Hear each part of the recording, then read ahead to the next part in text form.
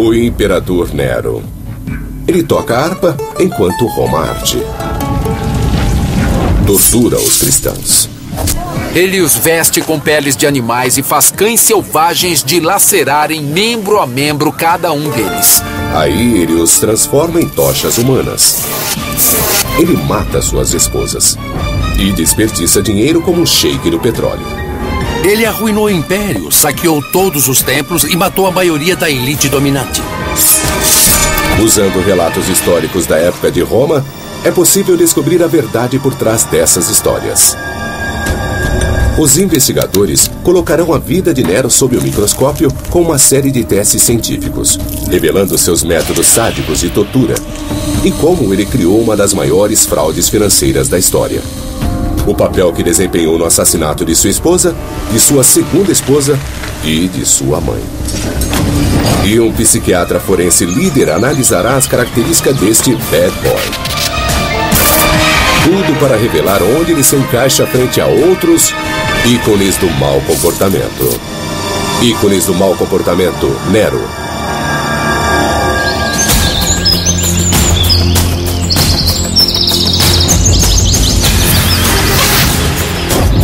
O imperador Nero dominou Roma por apenas 13 anos. Nesse tempo, ele esculpe para si o título de um dos tiranos mais notórios da história.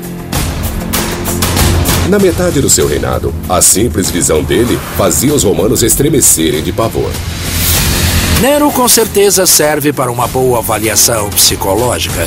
Sua vida é vista como um filme dos dias de hoje, já que ele tenta realizar seus próprios desejos com o papel que pediram para ele atuar, ou seja, o imperador de Roma. Para entender Nero melhor, o psiquiatra David Malloy examinará seu comportamento e o classificará em um único gráfico da psique dos ícones do mau comportamento para revelar como ele se compara a outros tiranos da história. Assassino psicopata. Analisando sua ficha, Nero se sai como o pior deles. Ele chega ao poder com a morte de seu tio, o imperador. Ele batiza o vinho de seu meio-irmão rival com uma dose fatal de veneno. Ele se tornou um assassino para conseguir o que queria. Ele tenta matar sua mãe esmagada. E quando isso falha, manda seus capangas acabarem com ela. Ele culpa os cristãos pelo incêndio de Roma e os queima vivos em retaliação. A carnificina desses cristãos culpados pelo incêndio de Roma é horrível, é repugnante. Ele usa chicotes e ferros de marcar ensinadores que o desagradam. E ele chuta sua esposa grávida até a morte. As histórias chocantes vêm dos historiadores romanos Tácito e Suetônio, que escreveram décadas após a morte de Nero. Eles são os colunistas de fofoca da época, demonizando Nero para fazer seus próprios governantes parecerem bons. Então, até que ponto devemos confiar neles? Para sabermos, a busca por evidências começa na infância de Nero. Ele nasceu em 37 d.C. em uma família romana muito problemática. Seu pai morre quando Nero tem só 3 anos e, por um tempo, seu modelo masculino é seu tio Calígula, que não era o tipo de cara para se brincar por aí. Nero não encontra conforto no seio de sua mãe Agripina, a irmã mais nova de Calígula. Ela não é apegada aos valores familiares. Agripina é muito transtornada. Ela foi violentada e expulsa por seu irmão Calígula. Ela cresceu acreditando que assassinato e incesto são normais, e ela estava bem preparada para usá-los para conseguir o que queria. Agripina queria chegar ao centro do poder em Roma. E ela planejou utilizar o jovem Nero para isso.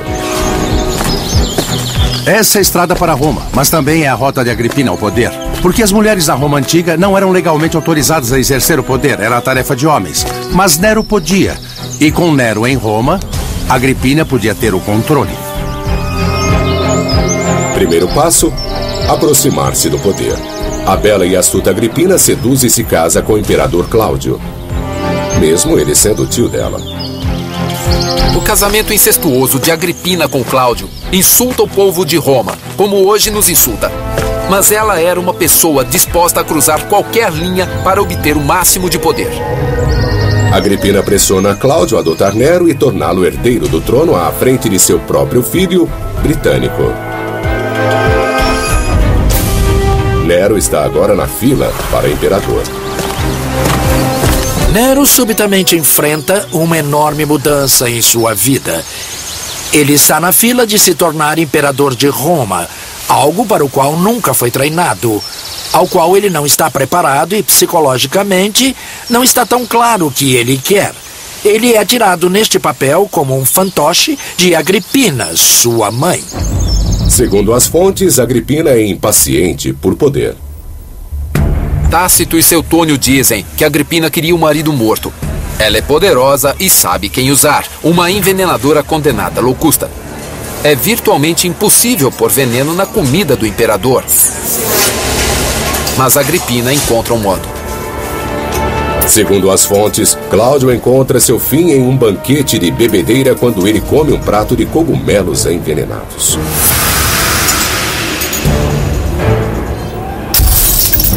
Com Cláudio fora do caminho, Nero é coroado imperador.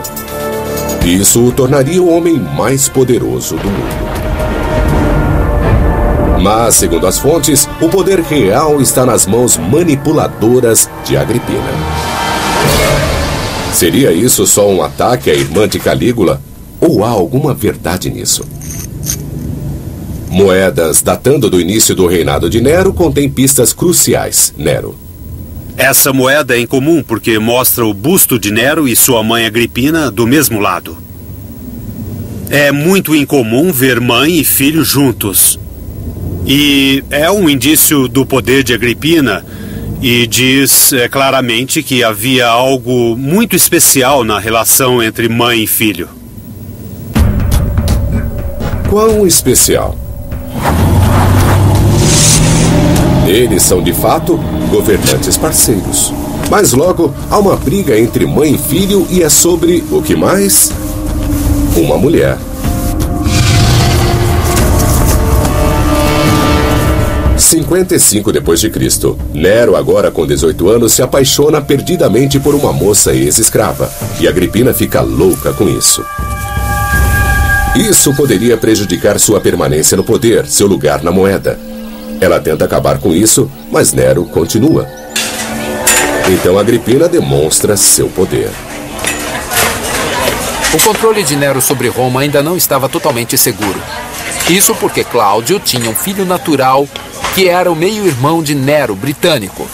Forçada por Nero, Agripina agora ameaça substituí-lo do trono por Britânico.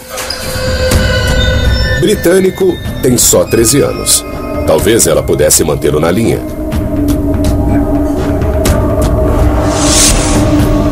Mas antes que ela possa desertar Nero e transferir a sua lealdade, o jovem britânico vira um copo de vinho. Passa mal, com convulsões violentas, e morre espumando pela boca. Tudo parece meio suspeito. Nero afirma rápido que pode ter sido um ataque epilético. Afinal, epilepsia era comum na família. O tio Calígula sempre tinha ataques. Mas Suetônio não concorda. Ele acusa Nero de homicídio. Nero poderia envenenar Britânico e sair ileso? Cuidado, produtos químicos perigosos. É uma pergunta para um toxicologista.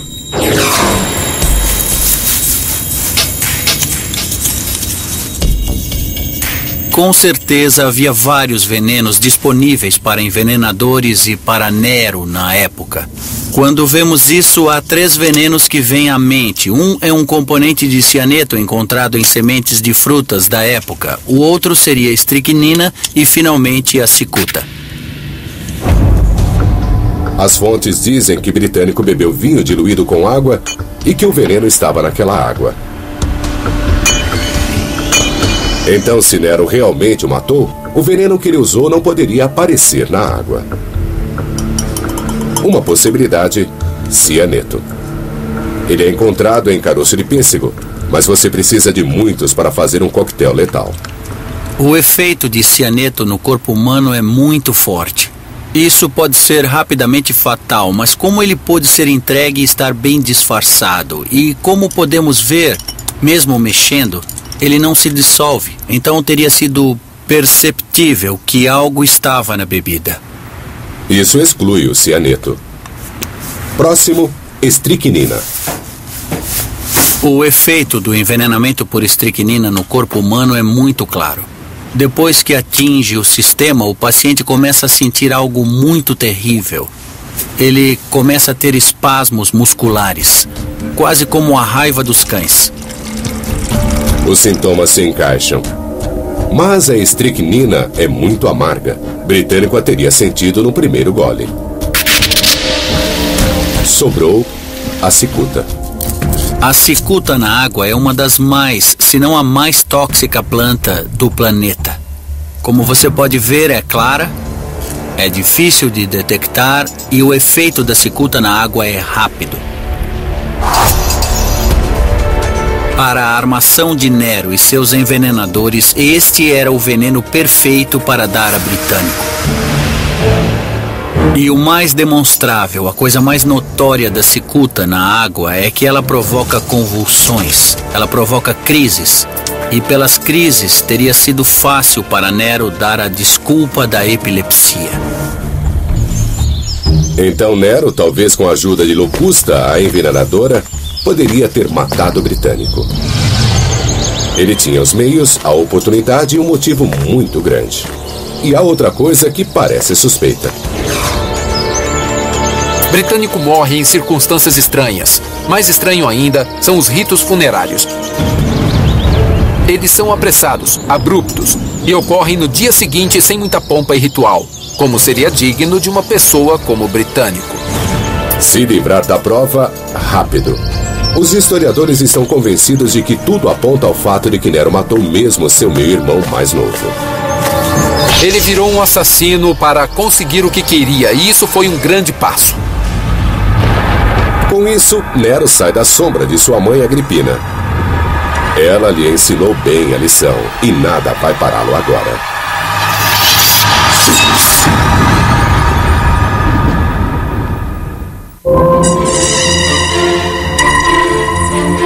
Em 59 d.C., 5 anos de seu governo, e o imperador Nero, com 25 anos, toma uma decisão importante até mesmo para ele. Ele vai matar sua mãe. A injuriada Agripina é a única pessoa entre ele e o poder absoluto.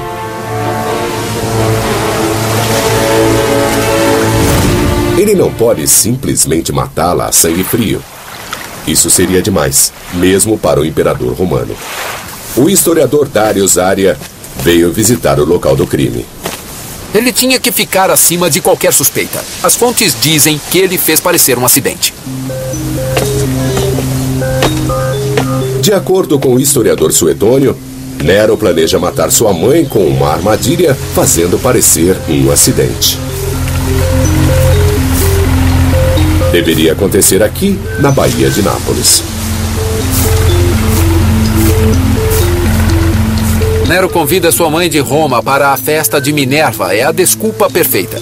E ele a recebe com muita festa quando ela chega na Baía. E a coloca num barco, uma navegação feita só para que ela visse as festas. Este barco é especial porque é modificado. Parece uma história tirada de um filme de James Bond. A história diz que o barco está equipado com um dossel pesado que deve cair sobre Agripina, matando-a esmagada. Mas soltar o dossel na hora certa exigiria um mecanismo de liberação. E uma equipe de rebeldes com medo de Nero que ficassem de boca calada. Mesmo com ajuda especializada, Nero conseguiria fazer isso? O engenheiro Paul Swayze e o historiador Robert Mason querem descobrir se a tecnologia romana da época poderia de fato ter produzido uma engenhoca assim. Essa seria uma boa comparação a uma barcaça real do período de Nero. Toda a sociedade romana se baseava na hierarquia. E o lugar mais importante na hierarquia era o sofá. Certo. Onde você se reclina, certo, assim. E sobre sua cabeça haveria esse belo do céu. Então só o que ele precisa é cair na cabeça dela. E acabou tudo. E esta aqui é a cena do crime. Usando o mastro como um apoio, um dossel controlado por pesos poderia ser levantado bem acima da cabeça de Agripina. O único problema seria como soltar o peso. Os romanos trabalham bem com metal. Eram famosos por criarem sistemas de liberação como esse. Aqui está o meu peso pendurado no gancho. Aqui está o meu ponto de contato, conectado a um laço passando pelo nariz. Esse arco levemente negativo segura o nosso laço em posição e é controlado do alto. Uma criança poderia soltar milhares de quilos assim. O que você desenhou é uma forma muito usada pelos romanos para soltar uma catapulta. Ah, certo. Então... Excelente. Então vamos nessa. Vamos lá.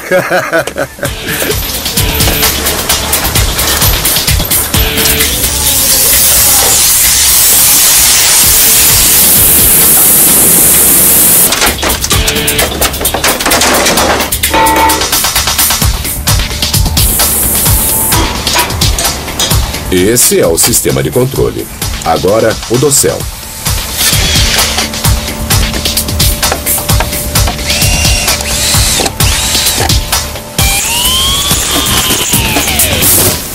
Bom, tá aqui a nossa polia.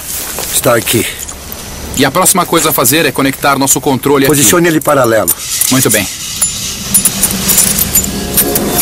Vamos dar mais peso, prepará-lo e colocá-lo no lugar com calma. Acho que vai funcionar. Os historiadores dizem que Agripina está no sofá romano embaixo do dossel com a armadilha. Então temos um sofá imperial e uma dama imperial para descansar nele.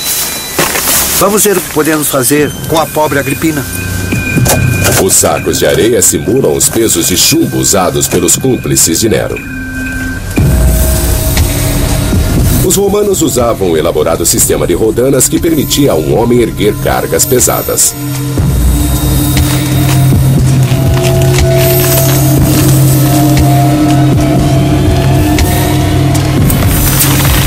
É hora do show.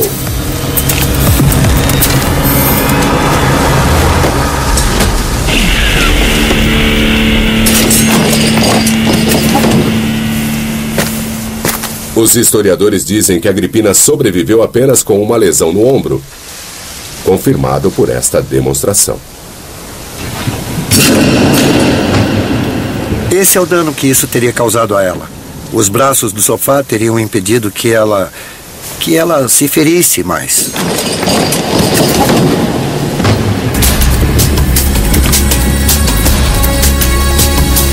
De acordo com o historiador Tácito, Agripina ferida nada até a praia e foge para a segurança de sua casa.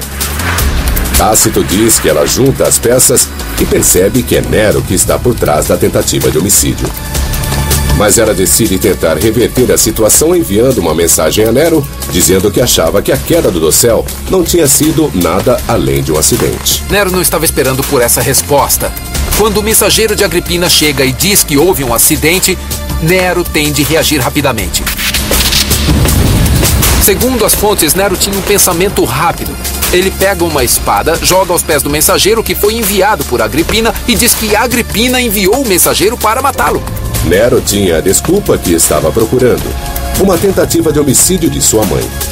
Qualquer coisa que ele fizesse agora seria considerado um ato de autodefesa. É uma jogada brilhante. Ele sai do papel de vilão para o de vítima.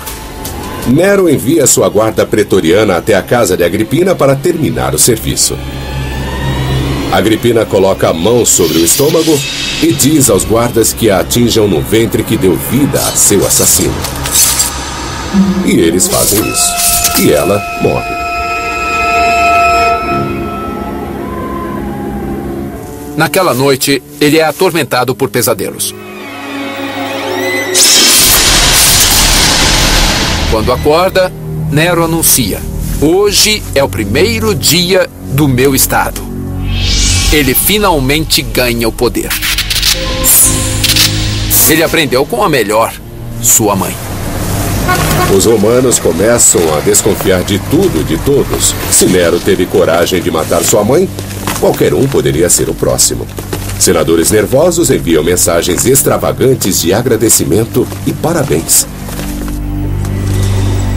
Com Agripina fora do caminho, Nero se volta para o outro aborrecimento de sua vida, sua esposa Octávia. Ela é muito popular, mas Nero não se importa. Ele só tem olhos para sua amante Popeia, a menina ex-escrava agora grávida. Ele se divorcia de Octávia e a expulsa de Roma. Ele se casa com sua amante Popeia. É um modo de romper seu laço final com sua mãe Agripina. A reação do público é de indignação. Eles vão para as ruas, se revoltam. O povo quer seu conto de fadas. Nero cometeu um erro fatal de relações públicas. É como se Charles se divorciasse de Diana por Camila. Nero decide que Otávia precisa ser mais que divorciada, precisa morrer. Ele manda seus guardas para explicar-lhe como é que vai ser. Ela pode tirar sua própria vida, ou eles vão fazer isso por ela. Os guardas retornam a Roma com a cabeça decepada de Octávia. Com isso, Nero passa a não se preocupar com o que o público pensa. Nero agora estava pronto para ser o homem que sempre quis ser. E de acordo com Suetônio, esse homem era um poeta, um ator e um músico.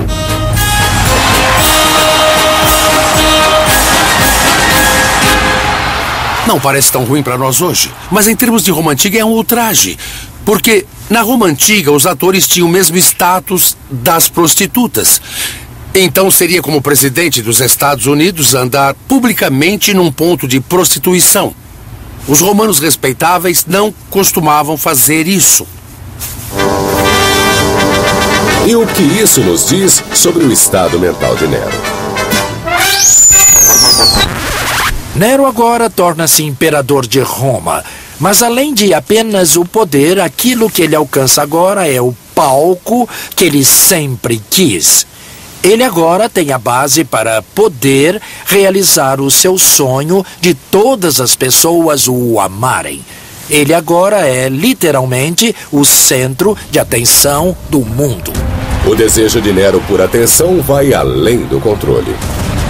Bem quando uma catástrofe histórica atinge Roma.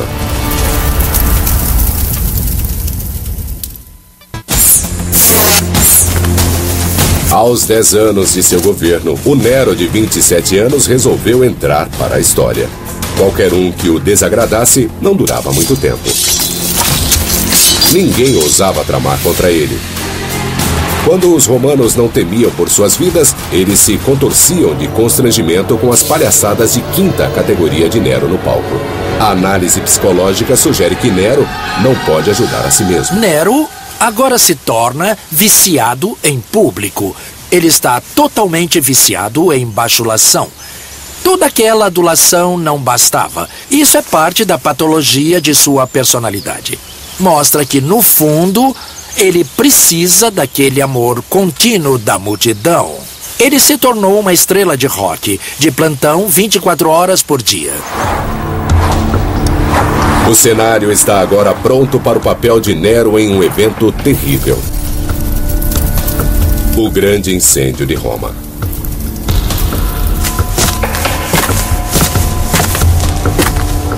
Roma Antiga é feita de madeira. E as ruas eram muito estreitas, muito mais do que essas.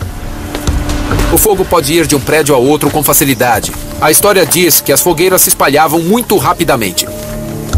O incêndio de Nero é o mais destrutivo que já atingiu Roma. Metade de Roma foi totalmente queimada até o chão. Nero toca violino enquanto Roma arde. É um mito que o persegue pela história. Mas não era um violino. Era uma lira, um antigo instrumento de cordas. E Nero não estava em um concerto. As fontes até nos dizem que música ele tocou. Era um lamento pela queda de Troia. E, na verdade, isso nos diz muita coisa. Nos diz que ele deve ter tocado enquanto Roma ardia, mas não pelas razões que nós supomos. Vamos refletir. Ele é um artista, então, quando confrontado com esta cidade grande e gloriosa, queimando até o chão, ele deve ter se inspirado a pegar a sua lira e cantar um lamento para aquela outra grande cidade condenada de Troia. Isso é visto como o início da queda de Nero para a loucura. Mas ele não fez isso porque estava louco. Ele não se vangloria da morte de Roma. Ele está sofrendo até o fundo de sua alma. E é exatamente disso que as fofocas falam. Ele é um desastre de relações públicas. E tudo porque Nero não percebe como aquilo vai perturbar as pessoas que não o compreendem.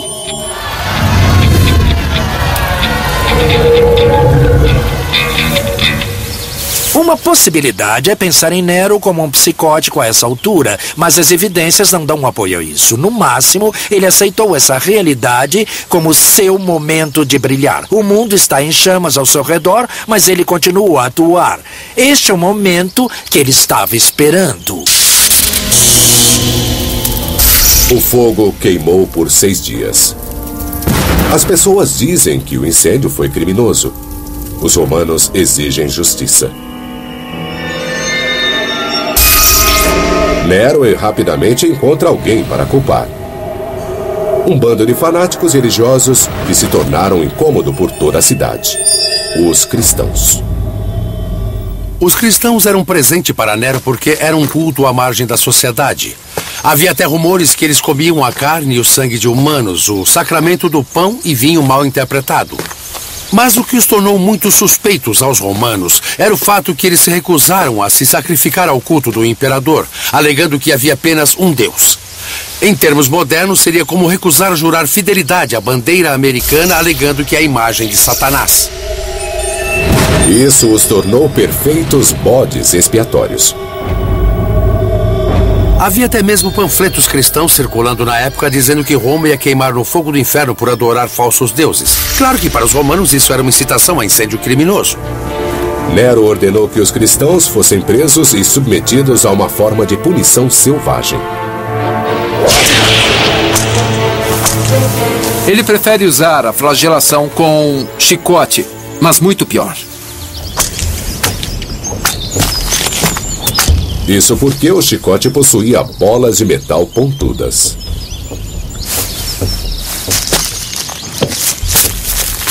Nós vamos usar este pedaço de carne de porco para simular o que aconteceria.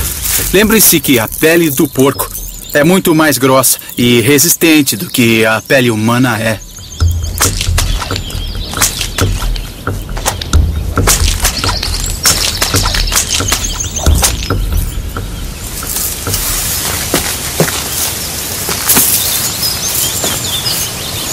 Olhe bem a profundidade dessas lesões que penetraram bem fundo até o tecido muscular abaixo da camada de gordura, atravessando a pele.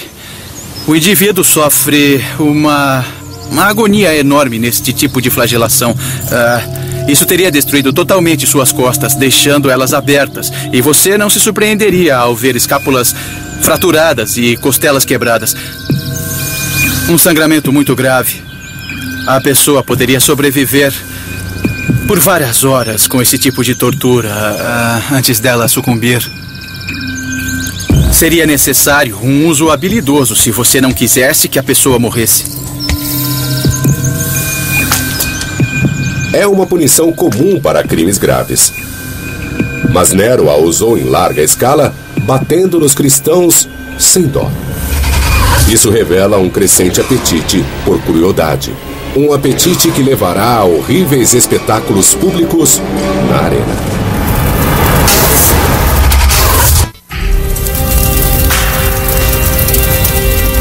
Um incêndio destrói quase toda Roma.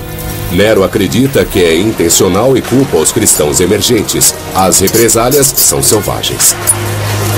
Os romanos estão acostumados a derramamento de sangue na arena. Mas o que faz Nero aos cristãos é excessivo. Ele os veste com peles de animais e faz cães selvagens dilacerarem membro a membro cada um deles.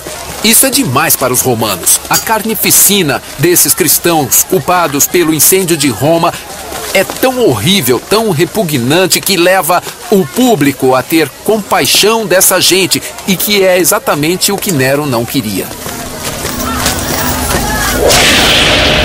Mas Nero não se importa mais com a opinião pública e as atrocidades pioram.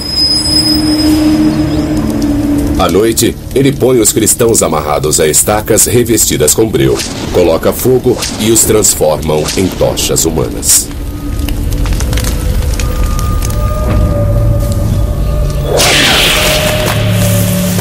Com Roma em ruínas, Nero inicia a reconstrução. Mas suas prioridades não combinam com as dos romanos desabrigados. Ele se dá um palácio ainda maior, mais magnífico, que se estende do Monte Palatino ao longe por todo o Vale do Coliseu, até o Monte Esquilino. Isso é iluminado pela sua Domus Áurea, muito famosa pelo tom dourado que tinha, nos telhados, nas paredes, em toda parte. Esse não é o jeito de conquistar os romanos. Ele modernizou sua cidade, mas agora ele pegou um grande pedaço para si. Seu senso de direito é semelhante ao pior dos excessos de Wall Street. Nero ama a si mesmo. Ele adora que as pessoas o amem. Mas ele não é psicótico. Ele não é louco. Não há nenhuma prova que ele esteja alucinado ou delirante. Ele continua a ser muito pleno e a ter uma meta. Mas essas metas são todas dirigidas a fazê-lo parecer melhor. Mas não há evidências de que esse homem seja psicótico. Enquanto metade da cidade passa fome, Nero constrói um palácio. Mas enfrenta um obstáculo. Ele está ficando sem dinheiro. Mas isso não ia detê-lo. Nero tem um plano. A moeda corrente da economia romana é o denário. Moeda forte, porque é 100% de prata garantida.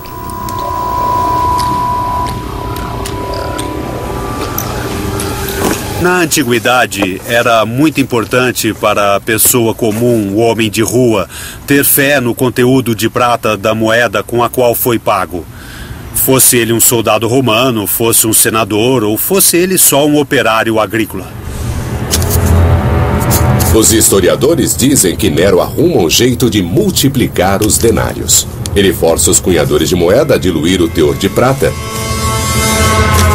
Mas isso não se confirma pela análise química prévia de um denário do reinado de Nero, identificado pelo rosto dele na moeda. O teste mostra que a moeda é de prata pura. Então parece que a história toda foi um exagero. Mas o Dr. Matthews Poynting decidiu cavar mais fundo, literalmente, e ter a ousadia de perfurar o interior de uma dessas moedas preciosas.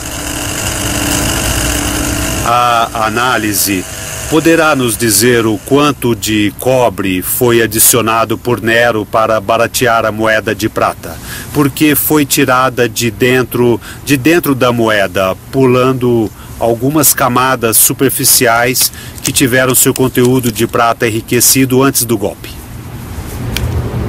Uma amostra de dentro da moeda é passada por um espectrômetro de absorção atômica para medir o teor de prata. Nós estamos obtendo um dado de 170 partes por milhão nessa amostra. O que, se calcularmos com os fatores de diluição, dá uma quantidade em torno de menos de 80%. Isso teria feito a administração imperial economizar muito dinheiro. Os outros 20% são puro cobre. Então Nero realmente falsificou a moeda romana e usou o dinheiro para os projetos de seus palácios. Mas se a fraude fosse descoberta, ele seria linchado. O Dr. Poynting descobriu que Nero usou muita massa para ocultar a sua fraude, diluindo o conteúdo do metal precioso dentro das moedas, mas deixando pura prata na superfície. É muito diferente de colocar uma folha de prata sobre um núcleo de metal base, que era a técnica usada pelos falsários para forjar moedas. Nesse caso, é um processo muito mais sofisticado, onde ele melhora a superfície da moeda de prata. A aposta audaciosa de Nero com a moeda romana foi sem precedentes. Pela primeira vez, nós conseguimos observar a degradação sistemática e bastante séria do conteúdo da grande unidade de prata do Império Romano, o denário de prata.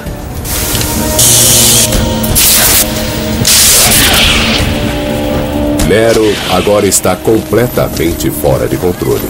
Um grupo de senadores se reúne para tramar uma tentativa de assassinato. Esta é a Cúria. Este é o ponto de encontro dos senadores. E eles têm uma conspiração. Eles estão discutindo a remoção do imperador. Eles querem o fim dele, querem matá-lo. Mas Nero está a fim de lutar. Nero está pronto para contra-atacar. Foi preparado por sua mãe para se defender. E faz isso de forma tão brutal, tão rápida, que ele sai vitorioso. Eles enfrentam a ira de Nero.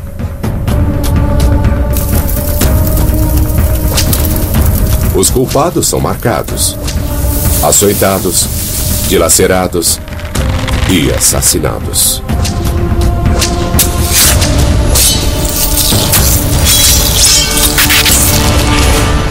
Ninguém está a salvo perto de Nero, nem mesmo sua nova esposa. Estamos numa parte do Palácio de Nero no Monte Palatino. Uma noite, Nero chega em casa e tem uma briga com sua esposa. Popéia está grávida de seu segundo filho e se queixa amargamente que Nero está passando muito tempo nos jogos. Muitas corridas. E num ataque de raiva, Nero reage. Nero a chuta até a morte, matando não só ela, mas a criança também.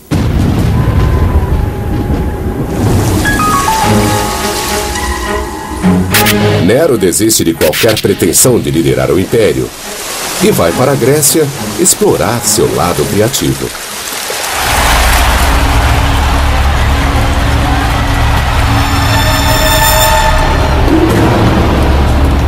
As competições artísticas são uma grande coisa na Grécia Antiga e Nero entra de coração nelas. Não é de surpreender que ele ganha todos os prêmios. Ele recebeu prêmios de competições que nem sequer participou. E Suetônio diz que ele ganhou 1.808 prêmios. Seriam 5 prêmios por dia durante um ano inteiro. Parece meio inacreditável para mim. Nero retorna para um acerto de contas cruel. A rebelião está no ar. O Senado romano passa uma resolução declarando que ele é um inimigo do Estado. Sua sorte finalmente acaba.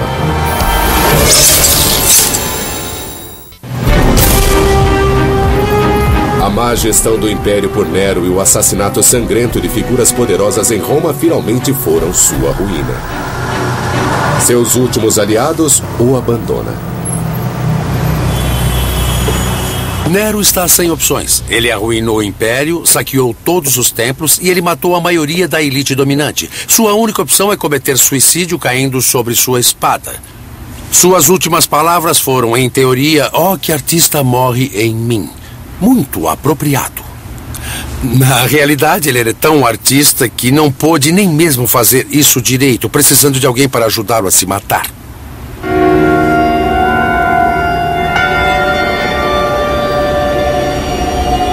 Um escravo liberto ajuda Nero com o golpe final. A cortina cai pela última vez. Nero tem 30 anos.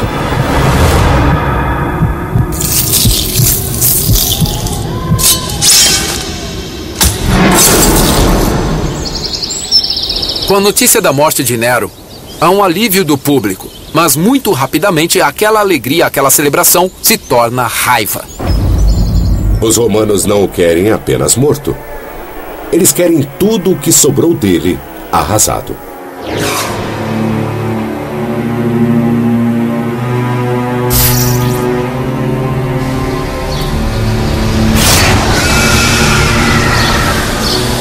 Pela primeira vez, eles promulgam uma nova lei para de fato apagá-lo da história, chamada Damnatio Memoriae. Com a notícia da morte de Nero, o Senado tomou medidas imediatas. O Damnatio Memoriae. Eles queriam condenar sua existência, queriam condenar o fato dele ter sido um governante de Roma. Eles rasparam seu nome, eles derrubaram sua estátua. Ele deixará de existir.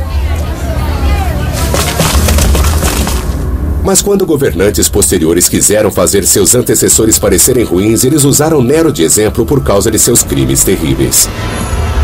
Então escritores como Suetônio contaram de um jeito que ele nunca fosse esquecido.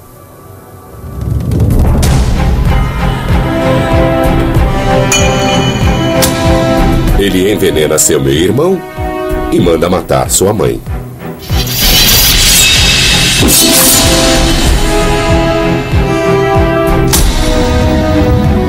Ele corta a cabeça de uma esposa e chuta a outra até a morte, com ela grávida.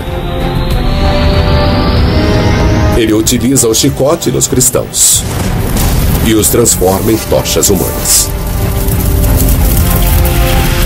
Ele mata senadores e rouba dos romanos, falsificando seu dinheiro.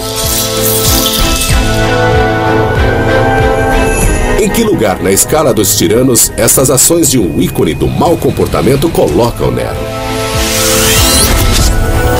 Assassino psicopata.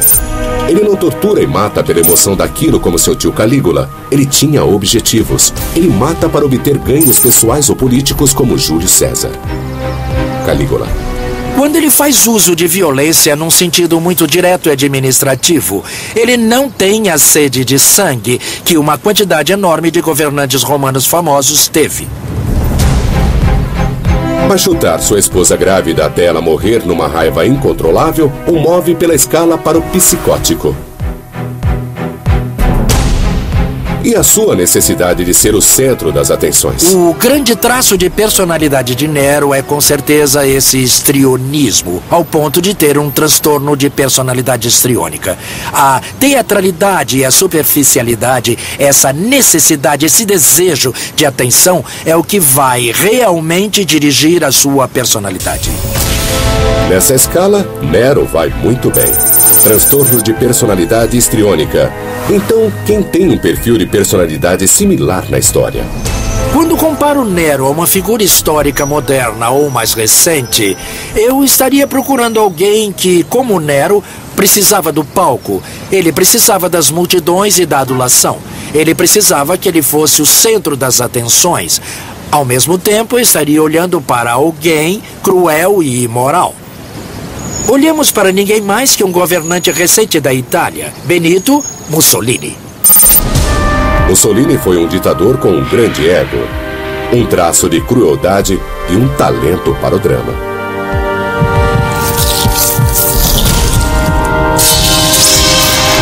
Os romanos celebraram o suicídio de Nero, mas não por muito tempo. Logo se espalharam rumores de que Nero ainda estava vivo, que ele foi visto cantando e tocando. Ainda hoje, essa é uma ilusão familiar. Pense no Elvis de hoje. Elvis desaparece. Elvis está morto. Mas há avistamentos. E muita gente com o tempo acredita. E muita gente hoje ainda acredita que ele está vivo. E esse tipo de lenda vive em Nero, de tanto impacto que ele causou na sociedade romana. O maior desejo de Nero era ser lembrado como um grande artista. Não foi assim que aconteceu. Sua mãe perturbada e sua obsessão extrema garantiram que seus 13 anos no poder sejam lembrados não como uma era de ouro das artes, mas como o reinado de um tirano assassino e cruel.